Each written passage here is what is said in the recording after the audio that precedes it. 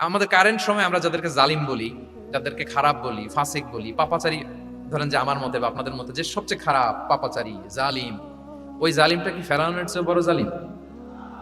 আমাদের চোখে যে জাহান্নামী, যে নিকৃষ্ট খারাপ পাপী যাকে আমি মনে করি, যদিও এরকম মনে করার সুযোগ আমাদের নাই, কে জান্নাতি কে জাহান্নামী এটা ডিসাইড করবে কে?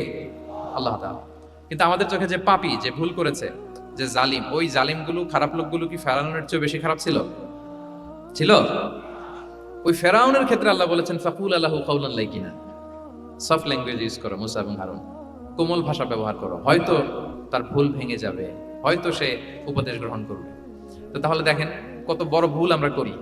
আমরা মাঝে মাঝে এমন অ্যাটাকিং মোডে কথা বলি, এমন আগ্রাসী হয়ে কথা বলি, ওর মানার সুযোগ থাকলেও ও মানবে না। কি বলেন?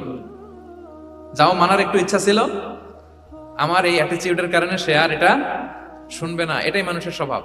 আপনি আগ্রাসী হয়ে অ্যাটাকিং হয়ে কথা বললে মানুষ এটা শোনে না।